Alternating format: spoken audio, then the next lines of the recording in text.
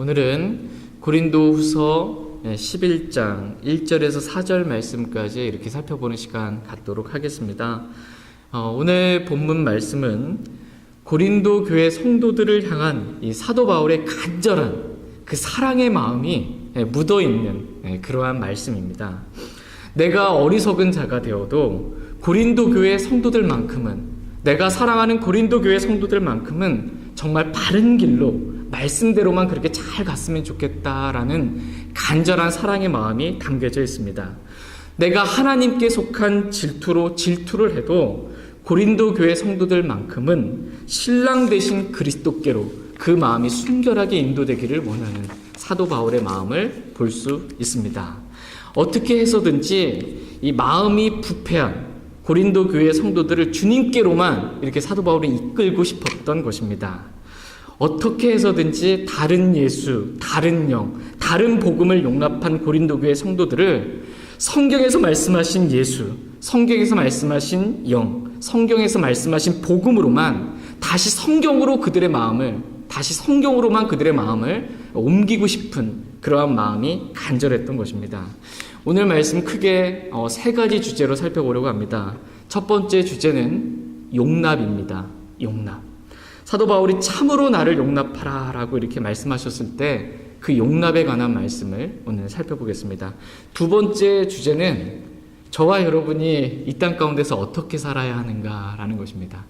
우리가 이 땅 가운데서 어떻게 살아야 하는가라고 했을 때 오늘 본문 말씀은 우리가 그리스도와 정혼한 순결한 처녀와 같이 우리의 마음을 순결하게 오직 그리스도만 사랑하는 마음으로 지키며 살아야 한다라는 말씀을 살펴보겠습니다. 세 번째 주제는 오직 성경입니다. 오직 성경. 성경과 다른 건 다 다른 것이다. 오직 성경이다라는 말씀만 보겠습니다. 오직 성경대로 믿고 오직 성경대로만 실행해야 된다라는 말씀을 살펴보겠습니다. 이제 한 말씀씩 말씀을 보도록 하겠습니다. 다 같이 고린도후서 11장 1절 말씀 보겠습니다. 고린도후서 11장 1절 말씀 같이 읽겠습니다. 원하건대 너희는 나의 어리석은 것을 조금 용납하라. 참으로 나를 용납하라. 지금 사도 바울은 원하건대 너희는 나의 어리석은 것을 조금 용납하라. 참으로 나를 용납하라. 이렇게 간청하고 있습니다. 너무나 사랑하는 고린도 교회 성도들이 마귀에게 속아서 마음이 부패해져서 다른 예수, 다른 영, 다른 복음을 지금 받아들이게 된 것입니다. 이것으로 인해 사도 바울은 어떻게 해서든지 그들을 그 잘못된 것으로부터 건져내려고 하는 정말 안타까운 심정으로, 그 사랑의 마음으로 자신은 망가져도 좋다라는 그러한 마음 가운데 지금 이 말씀을 전하고 있습니다. 그러니까 내가 망가져도 좋으니까, 난 어떻게 해서도 상관없으니까, 내가 어리석은 자가 되어도 좋으니까 제발 고린도 교회 성도들 너희가 좀 내 말 좀 들어봐 주라 라는 간절한 그러한 마음이 있습니다. 그렇게 내 말도 들어보지 않고 거짓 사도요 속이는 일꾼이고 사탄의 사역자들을 그렇게 따라가지 말고 내가 지금부터 하는 말을 좀 잘 들어보고 성경으로 한번 잘 판단해 보라 라는 그러한 마음인 것입니다. 이러한 심정 가운데 사도 바울은 고린도 교회 성도들에게 원하건대 나의 어리석은 것을 조금 용납하라. 참으로 나를 용납하라 라는 말씀으로 오늘 말씀을 시작하고 있습니다. 지금 사도 바울이 이런 말을 하는 이유는 뭐냐면 자신에 대해서 지금 고린도 교회 성도들이 오해하고 있잖아요. 자신에 대해서 오해하고 있는 이 고린도 교회 성도들을 향해서 지금서부터 내가 어리석은 자처럼 마치 내 자신을 지금 자랑하면서 내 자신을 변호하면서 내가 지금 말할 수밖에 없으니까 이 어리석은 나를 좀 용납해 주라 라는 그러한 마음인 것입니다. 이렇게 내가 하는 말을 이렇게 용납해 주라라는 것이고, 만약에 안 그렇게 된다면 고린도 교회 성도들이 계속해서 거짓 사도요 속이는 일꾼이며 자기를 의의 사역자로 가장한 이 사탄의 사역자들에게 속아 넘어가서 빠져나올 구멍이 없기 때문에, 빠져나올 길이 없기 때문에 내가 어리석은 자처럼 나를 변호하고 나를 자랑하면서 지금 하는 말이라도 제발 좀 들어달라, 이런 나를 좀 용납해달라라는 마음인 것입니다. 그 간절한 사랑의 마음으로 오늘 말씀을 지금 시작하고 있습니다. 하나님께서 오늘 저와 여러분들에게도 이렇게 좀 잘못된 길에 빠져있는, 비진리 가운데 빠져있는 그러한 영혼들을 향한 간절한 그런 애통의 마음, 사랑의 마음, 이런 마음들을 주님께서 저희 모두에게 허락해 주시길 애원합니다. 내가 좀 어리석은 자처럼 보여도, 내가 좀 이상하게 사람들 앞에 보인다 할지라도 어떻게 해서든지 나는 망가져도 어쨌든 이 사람들만은 좀 진리를 이끌고 싶다라는 그러한 마음을 저희 모두에게 허락해 주시기 원합니다. 우리는 여기서 참으로 나를 용납하라 라는 그러한 말씀을 보게 됩니다. 오늘 말씀의 첫 번째 주제는 용납입니다. 나를 용납하라. 성경은 우리가 용납해야 할 것이 있고 또 절대로 용납하지 말아야 할 것이 있다라고 이렇게 구분해서 말씀해 주고 계십니다. 먼저 우리가 용납해야 할 것이 무엇인지 말씀을 보겠습니다. 다 같이 히브리서 13장 말씀 보겠습니다. 우리가 용납해야 할 것. 히브리서 13장 22절.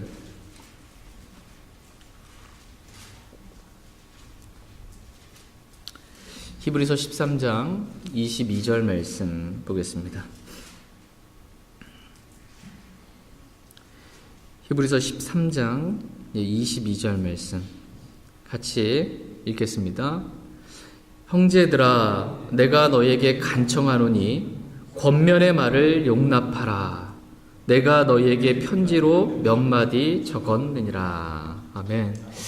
지금 사도 바울은 형제들아 이렇게 부르면서 형제들에게 지금 간청을 하고 있습니다. 뭐라고 지금 간청을 하고 있습니까?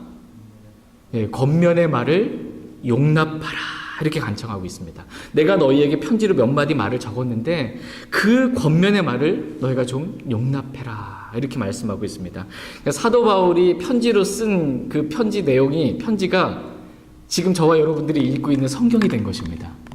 이게 내가 하는 이 권면의 말을 용납해라 라는 말을 다른 말로 저와 여러분들이 적용해서 말하는 뭐냐면, 제발 이 성경에서 하시는 이 말씀을 너희가 좀 용납해라, 너희가 좀 받아들이라 라는 것입니다. 저와 여러분들이 용납해야 할 것, 그것은 바로 성경 말씀입니다. 성경에서 하신 모든 말씀은 내 생각과 조금 달라도, 내 의견과 조금 달라도, 내 마음의 감정과 조금 달라도, 우리의 상황과 조금 달라도 성경에서 하신 모든 말씀은 다 우리가 용납해야 할 말씀이다 라고 말씀하십니다. 누가 무슨 말을 했냐 이게 중요한 게 아니에요.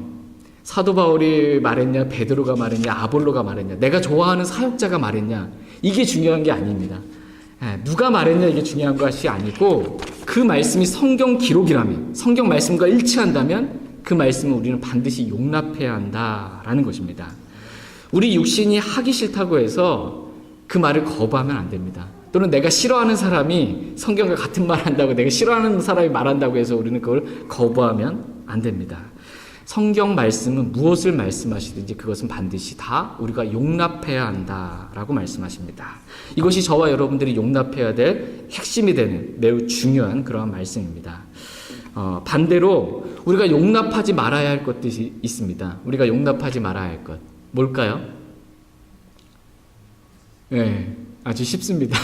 반대로 생각하면 되는데, 성경 말씀과 일치하는 모든 것들은 다 우리가 용납해야 되지만 성경 말씀과 다른 모든 것들을 우리가 다 용납하지 말아야 한다. 절대로 용납해서는 안 된다라고 성경은 말씀하십니다. 성경과 다른 면 용납하지 말라라는 것입니다. 그것이 사람이든 교리든 어떤 일이든 실행이든 성경과 다른 것들은 절대로 용납하지 말라 이렇게 말씀하십니다. 다 같이 시편 101편 말씀 보겠습니다. 시편 101편 5절 말씀 보겠습니다.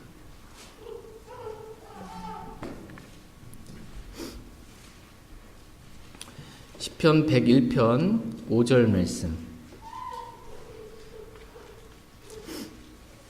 시편 101편 5절 말씀 보겠습니다.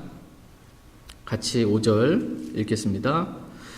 누구든지 자기 이웃을 몰래 헐뜯는 자는 내가 끊을 것이요, 거만한 눈빛과 교만한 마음을 지닌 자는 내가 용납하지 아니하리이다. 아멘. 우리는 여기서 거만한 눈빛과 이 교만한 마음을 지닌 자는 내가 용납하지 아니하리이다 라는 이 말씀을 보게 됩니다. 그러니까 다윗이 용납하지 않겠다 그러는데 예수 그리스도 예표되는 다윗이 지금 용납하지 않는다라는 것입니다. 하나님께서는 교만한 자는 용납하지 아니하신다라고 말씀하십니다.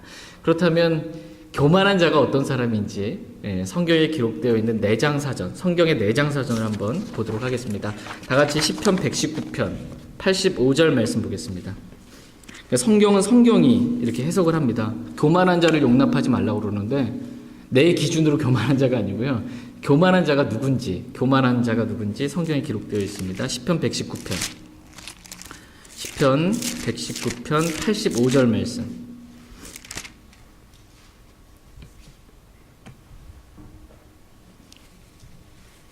시편 119편 85절 말씀 보겠습니다. 85절 같이 읽겠습니다. 주의 법을 따르지 아니하는 교만한 자들이 나를 잡으려고 구덩이를 판나이다. 아멘. 여러분이 성경의 내장사전이 이렇게 있습니다. 그래서 성경이라는 이 내장사전에서 교만한 자 이렇게 찾으면 교만한 자는 이런 자다 이렇게 정의가 나옵니다. 그래서 성경의 정의가 뭐냐면 교만한 자라고 하면 그 교만한 자의 정의가 뭐냐면 주의 법을 따르지 아니하는 자. 이 자가 교만한 자라는 겁니다. 주의 법을 따르지 아니하는 자가 교만한 자다라는 것입니다. 이렇게 주의 법을 따르지 않는 교만한 자는 어떻게 하래요? 용납하지 말라라는 것입니다. 한마디로 말씀과 다르게 말하는 사람, 이 말씀과 다르게 가르치는 사람, 말씀과 다른 교리, 말씀과 다른 실행 이런 것들은 절대로 용납하지 말라라는 것입니다. 다 같이 요한계시록 2장 2절 말씀 보겠습니다. 오늘 첫 번째 주제로 우리가 용납해야 할 것과 용납하지 말 것에 대해서 구분해서 오늘 말씀 살펴보겠습니다. 요한계시록 2장 2절 말씀.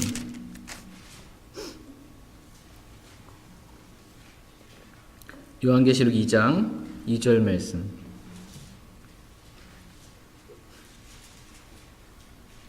네, 요한계시록 2장 2절 말씀. 찾으셨으면 같이 읽겠습니다. 내가 내 행위와 수고와 인내와 또 내가 악한 자들을 용납하지 못함을 아노니 스스로 사도라고 말하나 사도가 아닌 자들을 내가 시험하여 그들이 거짓말하는 자들임을 알아내었으며. 지금 예수 그리스도께서 에베소 교회를 칭찬하시면서 내가 악한 자들을 용납하지 못함을 아노니 라고 이렇게 악한 자들을 용납하지 아니한 에베소 교회에 대해서 지금 칭찬해주고 있습니다. 용납하고 싶어도 용납이 안 되는 거예요. 이 악한 자들. 이 악한 자들 보면 성경과 다르게 말하고 성경과 다르게 가르치고 성경과 다르게 실행하는 그 악한 자들을 용납하지 않은 것에 대해서 주님은 칭찬하고 계십니다. 그러니까 스스로 사도라고 말하나 사도가 아닌 자들을 시험하고 그들이 거짓말하는 자들임을 드러내고 그들을 용납하지 않은 것입니다. 이것으로 인해 하나님께서는 에베소 교회 성도들을 칭찬하셨습니다. 저와 여러분들도 이렇게 어떤 사람을 시험하고 성경과 다르지 않은 이 사람들에 대해서는 하여튼 용납하지 않게 되기를 원합니다. 그러나 이 두아디라 교회 아시죠? 두아디라 교회 성도들은 이세벨이라는 그 여대원자를 용납해서 그것으로 인해 책망받는 일이 있었습니다. 요한계시록 2장 20절 말씀 보겠습니다. 요한계시록 2장 20절. 요한계시록 2장 20절 말씀 같이 읽겠습니다. 그럼에도 불구하고 내가 너를 책망할 것이 몇 가지 있으니 이는 내가 이세벨이라는 그 여자를 용납하기 때문이라. 그녀가 자기를 가리켜 여호된 자라 하며 내 종들을 가르치고 꾀어 음행하게 하고 또 우상들에게 희생물로 바친 것들을 먹게 하는도다. 두아디라 교회의 성도들은 이세벨이라는 그 여자를 용납을 했습니다. 그랬더니 이 여자가 자기를 가리켜서 여대원자다라고 이렇게 하면서 성도들을 가르치고 그들을 꽤 음행하게 만들고 우상들에게 희생물을 바친 것들을 먹게 만드는 일들이 생기게 되었습니다. 그러니까 이세벨이라는 한 여자를 용납하게 되었더니 이런 엄청난 죄들이 음행을 비롯해서 이 우상숭배와 관련된 엄청난 죄들이 교회 안에 들어오게 되었다라는 것입니다. 그러므로 성경과 다르게 말하고 성경과 다르게 가르치고 성경과 다르게 실행하는 어떤 사람도 절대로 교회 안에서 용납하지 말라 이렇게 말씀하고 계십니다. 그런데 이 고린도 교회 성도들은요, 용납하지 말아야 될 사람은 얼씨구나 하고 용납을 하고 이 용납하라고 한 사도 바울에 대해서는 용납하지 않는 거예요. 그러니까 하지 말라는 대로 지금 고린도 교회 성도들이 지금 하기 때문에 많은 문제들이 생기게 된 것입니다. 용납할 사람과 용납하지 말아야 할 사람을 잘 분별해야 하는데 분별하지 못하게 된 것입니다. 그 결과가 어떤지 보겠습니다. 오늘 본문 말씀인 고린도후서 11장 4절 말씀 보겠습니다. 고린도후서 11장 4절 말씀. 고린도후서 11장 4절 말씀 같이 읽겠습니다. 만일 누가 가서 우리가 선포하지 아니한 다른 예수를 선포하거나 혹은 너희가 받지 아니한 다른 영이나 너희가 수용하지 아니한 다른 복음을 받게 할 때에 너희가 그를 잘 용납하는도다. 고린도 교회의 성도들은 이 말씀에 대한 분별이 없어서 성경과 다른 예수, 성경과 다른 영, 성경과 다른 복음을 선포하는 사람을 잘도 이렇게 용납하고 받아들였던 것입니다. 용납하지 말아야 할 사람을 받아들였더니 다른 예수, 다른 영, 다른 복음까지도 다 용납하게 된 것입니다. 그러니까는 용납하지 말아야 될 사람을 용납했더니 다른 예수를 지금 섬기고 있는 거예요. 다른 예수를 섬기고 다른 복음을 전하고 다른 영을 따라서 살게 되는 엄청난 일들이 지금 교회 가운데 일어나게 된 것입니다. 너희는 고린도 교회 성도들과 같이 그렇게 하지 말라라는 것입니다. 성경과 다른 사람은 그 사람이 겉으로 보기에 아무리 그럴듯하고 훌륭해 보인다 할지라도 절대로 용납하지 말라라는 것입니다. 그러나 사도 바울과 같이 사도 바울이 고린도에 함께 했을 때는 고린도 교회 성도들이 보았을 때 어떻게 했냐면 그의 편지는 힘이 있고 이렇게 무게가 있지만 그의 말은 형편없다. 이렇게 뭐 저렇게 형편없는 사람이 있어. 그리고 뭐 이렇게 약해. 이렇게 겉으로 봤을 때 그렇게 형편없고 약해 보이는 사람이라 할지라도 그가 하는 말이 성경과 일치한다면 그 사람은 용납하고 받아들이라 라고 말씀하고 계십니다. 누구를 용납하고 누구를 용납하지 말아야 하는가에 대한 기준은 바로 성경입니다. 성경과 같으면 용납하고 다르면 용납하지 말라라는 것입니다. 기준이 내가 아닙니다. 내가 마음에 들면 용납하고 내가 좀 마음에 안 들면 성경과 일치하는 말, 올바른 말해도 저 사람 바른 말만 가지고 골라서 말해 이렇게 하면서 밀지 말고 기준이 내가 아니고 기준이 말씀입니다. 말씀과 같으면 무조건 용납하고 내가 하기 싫은 일이라도 말씀과 다르면 내가 하고 싶은 일이라도 그 사람을 용납하지 말라 이렇게 말씀하십니다. 저희 모두가 이 말씀으로 잘 분별해서 용납해야 될 사람과 용납하지 말아야 할 것들 잘 분리할 수 있기를 원합니다. 다 같이 고린도후서 이제 11장 2절 말씀 보겠습니다. 고린도후서 11장 2절 말씀 같이 읽겠습니다.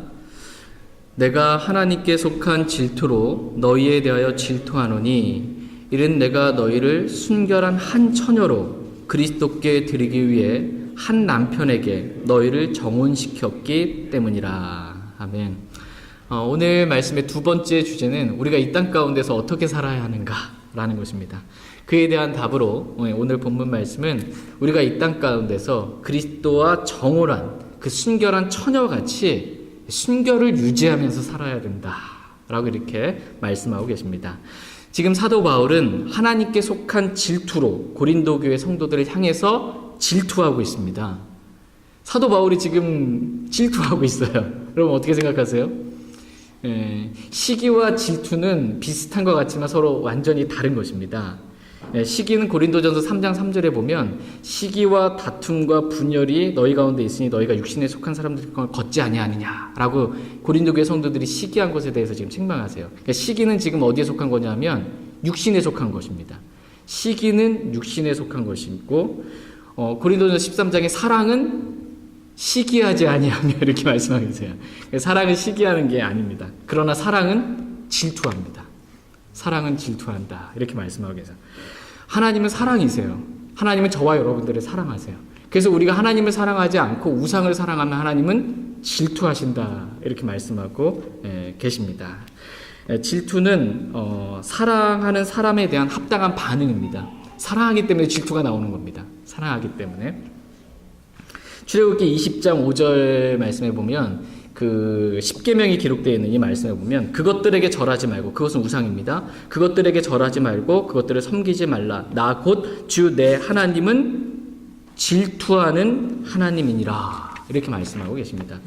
우상에게 절하거나 우상을 섬기면 하나님은 질투하신 하나님이시다. 이렇게 말씀하십니다. 이 질투의 불이라는 성경의 표현이 나와요. 하나님의 질투를 일으켜서 이 질투의 불이 나오게 되면 어떻게 되는 거예요? 완전히 살라버리는 거예요. 절대로 하나님의 질투를 일으키지 말라, 이렇게 성경 말씀하십니다. 출애굽기 34장 말씀 보겠습니다. 다 같이 출애굽기 34장. 하나님은 우리가 하나님이 아닌 세상이나 세상에 있는 것들을 사랑하면 질투하시는 분이세요. 우상을 사랑하면 질투하십니다. 출애굽기 34장 14절 말씀 보겠습니다.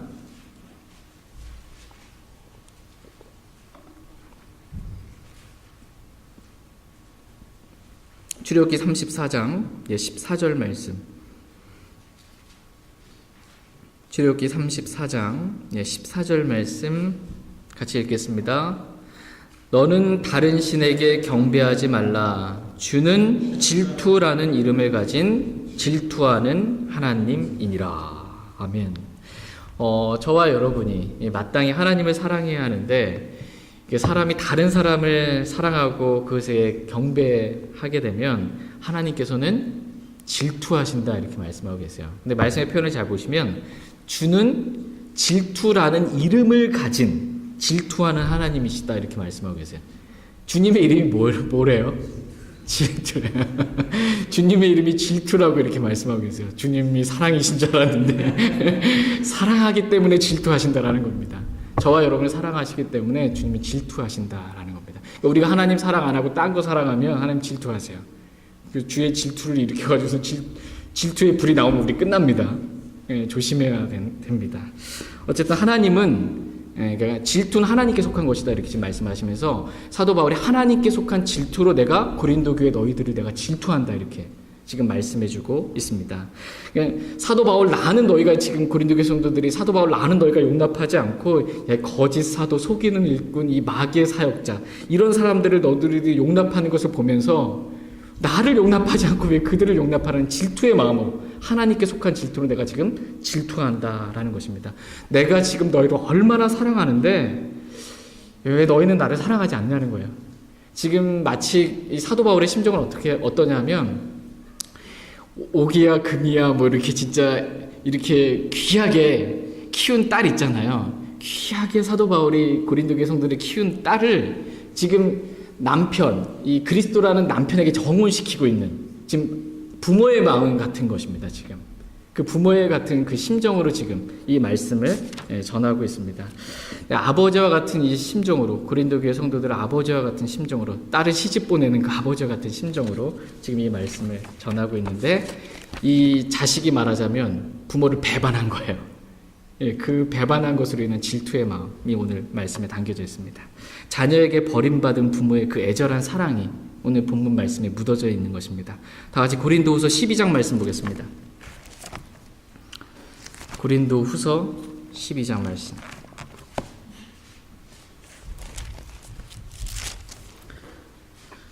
고린도후서 12장 14절 15절 말씀 보겠습니다.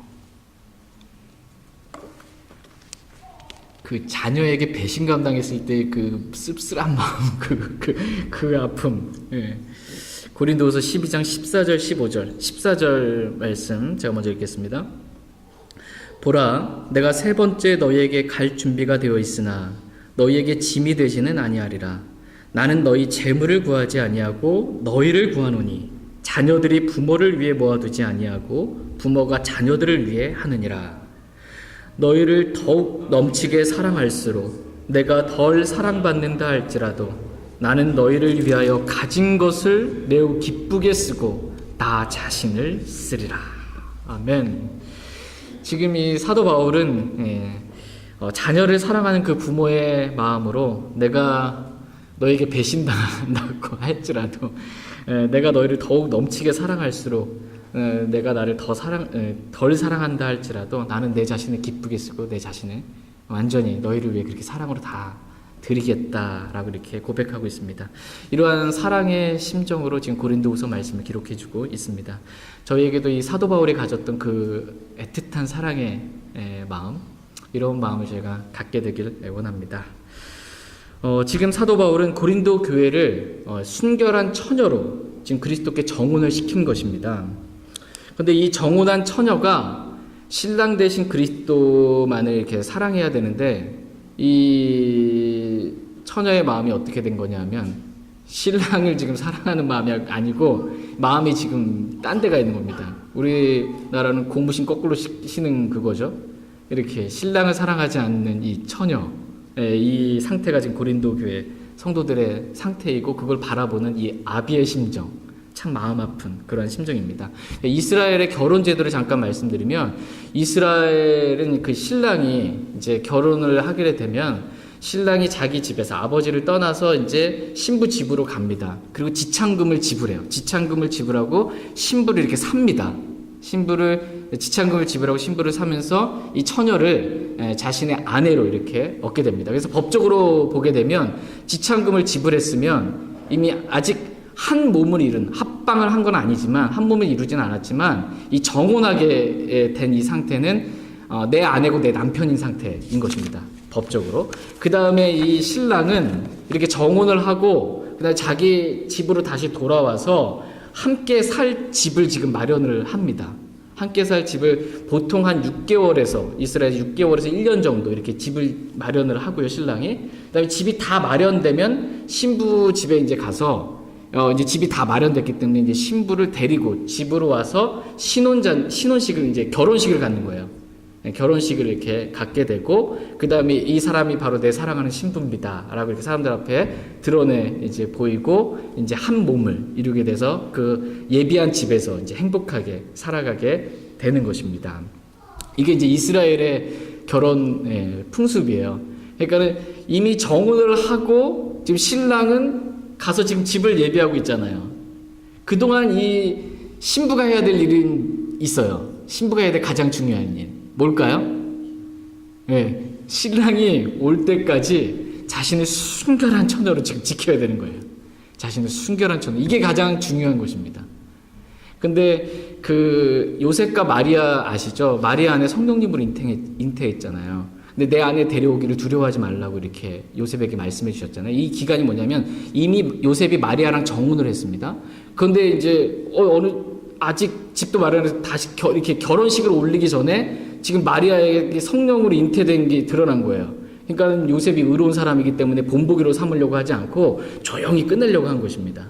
그렇게 하지 말라 이렇게 되는데, 어쨌든 이 처녀가 해야 될 일은 뭐냐면 자신을 순결하게, 신랑이 올 때까지 순결하게 자신을 지키는 것입니다. 남편이 올 때까지 이 신부가 자신을 순결하게 지키지 못하면 파혼이 되는 겁니다. 정당한 파혼 사유가 되는 것입니다. 지금 사도 바울은 고린도 교회의 성도들이, 또 바로 저와 여러분들이 이렇게 그리스도와 정혼한 순결한 처녀와 같이 자기를 순결하게 해야 된다라고 지금 말씀해 주고 계십니다. 지금 신랑 되신 그리스도께서는 하늘의 모든 영광을 지금 다 떠나서 이 땅 가운데 오셔서 지창금으로 자신의 생명을 내어주신 거예요. 십자가에서. 그래서 저와 여러분들이 신부로 구속했습니다. 신부로 샀습니다. 그리고 요한복음 14장 말씀처럼 이 신랑 되신 예수 그리스도는 지금 맨션을 마련하러 지금 가신 겁니다. 그리고 내가 반드시 속히 오리라고 그랬는데 아직 안 오신 거예요. 지금 우리가 그 기간 가운데 살고 있습니다. 그럼 저와 여러분들은 순결한 처녀로서 우리가 해야 될 일은 지금 뭐라는 거예요? 우리 자신을 순결하게 지켜야 되는 그런 신부로서의 삶을 살아가야 한다라고 이렇게 말씀해주고 있습니다.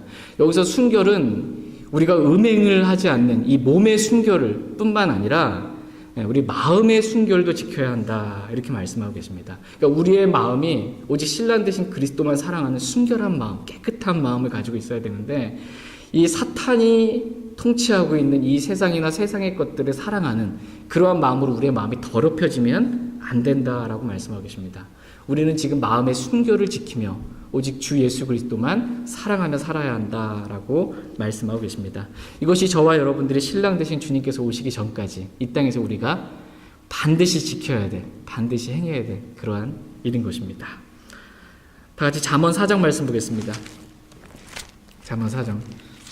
여러분 마음 안에 주님 외에 다른 것 혹시 있으시면 말씀의 물로 씻으시길 바랍니다. 잠언 4장 23절 말씀. 잠언 4장 23절 말씀 보겠습니다. 우리 주님의 질투를 일으키지 마십시오. 잠언 4장 23절. 우리가 신랑 되신 주님이 오시기 전까지, 오실 때까지 우리가 반드시 지켜야 할 것이 뭔지 보겠습니다. 잠언 4장 23절 같이 읽겠습니다.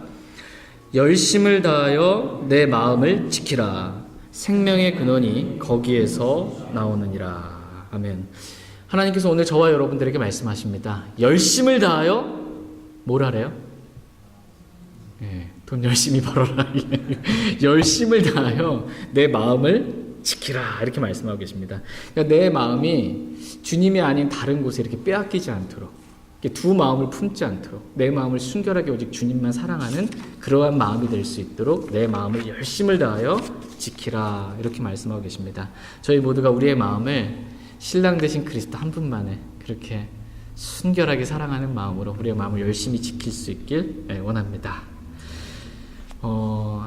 마음을 지키는 게 참 쉽지 않아요. 마음을 지키는 게. 그래서 열심을 다하여 지키라고 이렇게 말씀하시고 생명의 근원이 거기에서 나온다 이렇게 말씀하고 계십니다. 근데 이 고린도 교회 성도들은 마음을 못 지켰습니다. 말하자면. 고린도 교회 성도들은 마음의 순결을 지키지 못했습니다. 그래서 마음이 부패하게 되었다라고 오늘 본문 말씀하십니다. 다 같이 고린도후서 11장 3절 말씀 보겠습니다. 고린도후서 11장 3절 말씀. 고린도후서 11장 3절 말씀 같이 읽겠습니다. 그러나 뱀이 자기의 간교함으로 이브를 속인 것 같이 어떤 방법으로든 너희 마음이 그리스도 안에 있는 단순함에서 떠나 부패될까 내가 두려워하노라.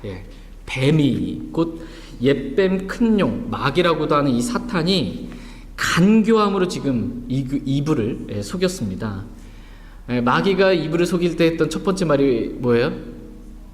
참으로 하나님께서 그렇게 말씀하시더냐 이거예요.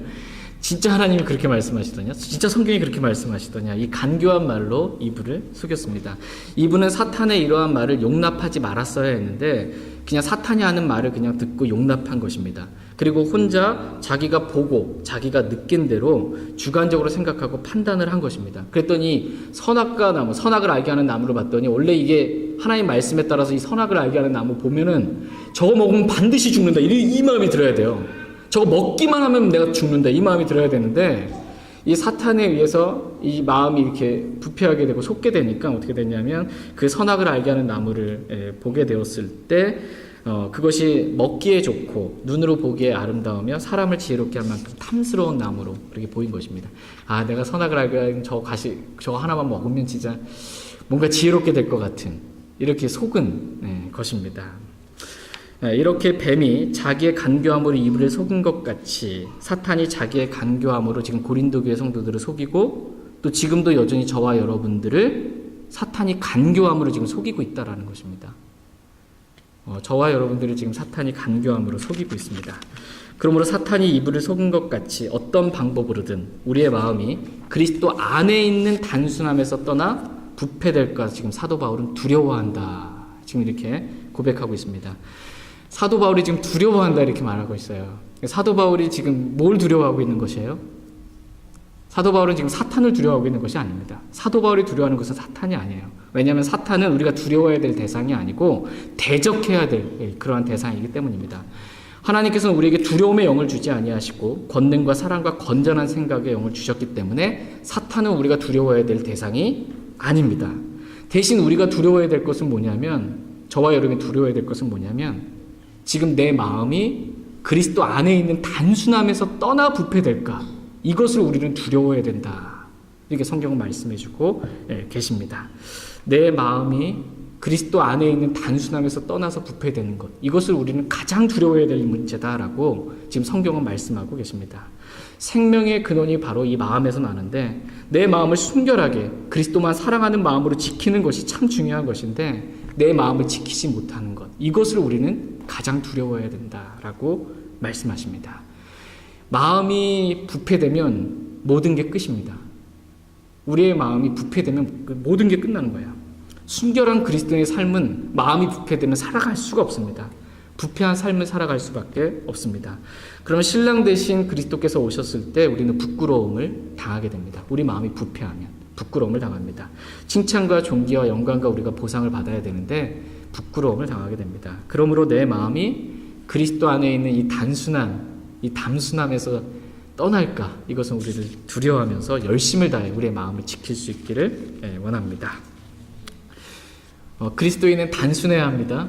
그리스도인은 잠언에 보면 단순하다라는 게 어리석음과 동의어로 쓰여요. 그 단순함 말고 그리스도 안에 있는 단순함이에요. 그리스도 안에 있는 단순함. 이 단순함을 지켜야 합니다. 상황이나 이 환경이나 내 자신이나 다른 사람을 이렇게 고려하기 시작하면 문제가 복잡해집니다. 내 상황도 빼고 내 자신의 생각도 빼고 다른 사람도 다 빼고 그냥 말씀만 고려하면 진짜 단순해집니다. 모든 문제가 단순해요. 말씀이 그러면 아멘, 끝.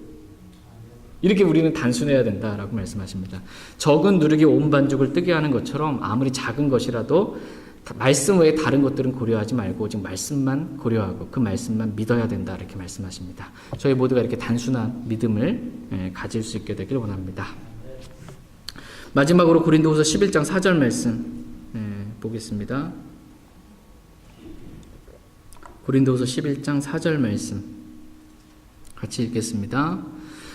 만일 누가 가서 우리가 선포하지 아니한 다른 예수를 선포하거나 혹은 너희가 받지 아니한 다른 영이나 너희가 수용하지 아니한 다른 복음을 받게 할 때에 너희가 그를 잘 용납하는도다. 우리는 여기서 다른 예수, 다른 영, 다른 복음이라는 말씀을 보게 됩니다. 이 성경 말씀과 정확하게 일치하지 않는 다른 것들은 이 다른 예수, 다른 영, 다른 복음이라는 것입니다. 어떤 사람이 나는 예수를 믿는다고 하는데 성경과 일치하지 않는 예수를 믿으면 다른 예수 믿는 거예요. 다른 예수. 예수라는 이름은 흔합니다. 유대인들 사이에서도. 다른 예수 믿는 것입니다. 성경과 일치하는 예수를 믿어야 합니다. 세상 사람들은 예수님에 대해서 이 4대 성인이라고 이렇게 말하는 그 예수는 성경과 다른 예수를 지금 믿는 것입니다. 로마 카톨릭이 말하는 예수는 다른 예수예요. 로마 카톨릭이 말하는 예수는 담무스라는 태양신을 말하는 것입니다. 로마 카톨릭이 말하는 마리아는 이 하늘의 여왕 마리아를 말하는 것이지 예수님을 낳은 마리아가 아닙니다. 그러니까 말은 같은데 다른 예수, 다른 마리아가 되는 것입니다. 그 밖에도 여호와 증인들이나 몰몬이나 안식교나 유대인인과 같이 자신들도 다 예수님 믿는다고 하는데 성경과 다르기 때문에 그들은 다 누구를 믿는 거예요? 다른 예수를 지금 믿는 것입니다. 동명이인이에요. 다른 예수를 지금 믿는 것입니다. 우리는 오직 성경에서 말씀하신 그 예수님만 믿습니다. 성경에서 말씀하신 예수님만. 기독교계에서 말하는 예수님 믿는 게 아니고 내가 생각하기에 예수님이 이럴 거야 라고 내가 만들어 놓은 예수님 믿는 게 아니고 성경에 기록된 예수님만 우리는 믿는 것입니다. 이게 올바르게 믿는 믿음이고 신앙입니다. 오순절 은사주의자들은 많은 영들을 말해요. 오순절 은사주의자들은 그 말하는 그 영은 다른 영입니다. 다른 영.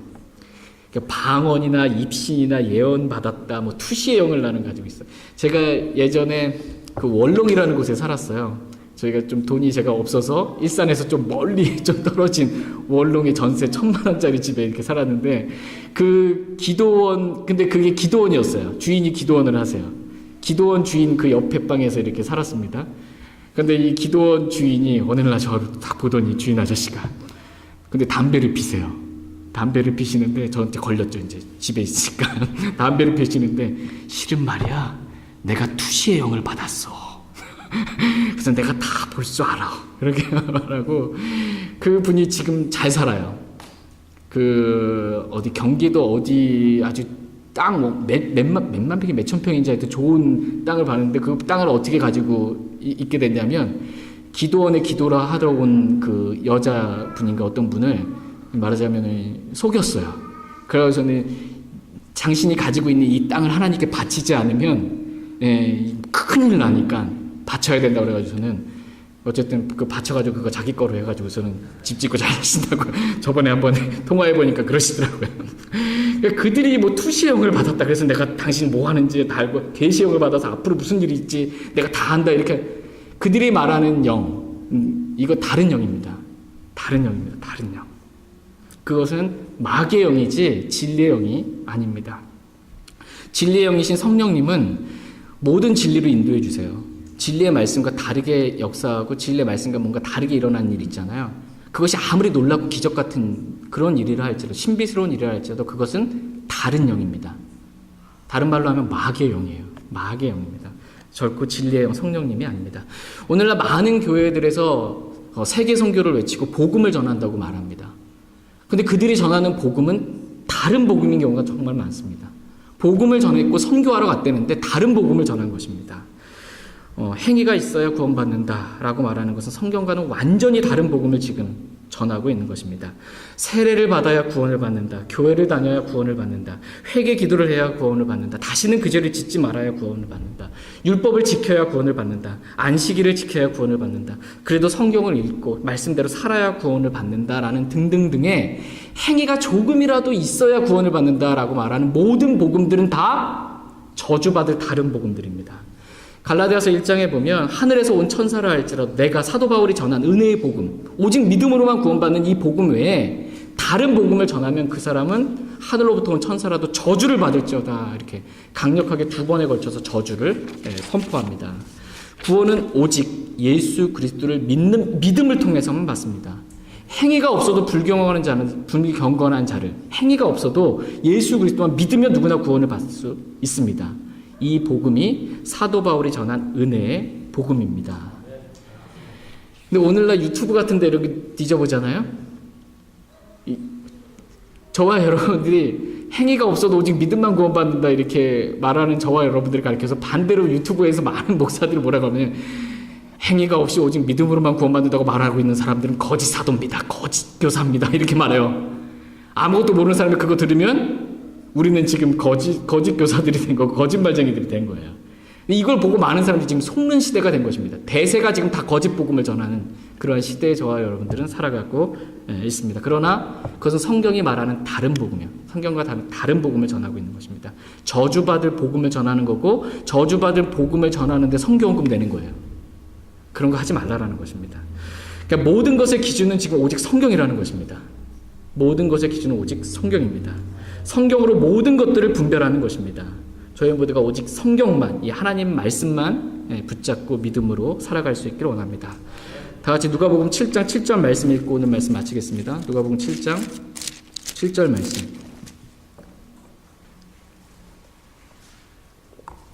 누가복음 7장 7절 말씀. 오직 성경입니다. 오직 말씀.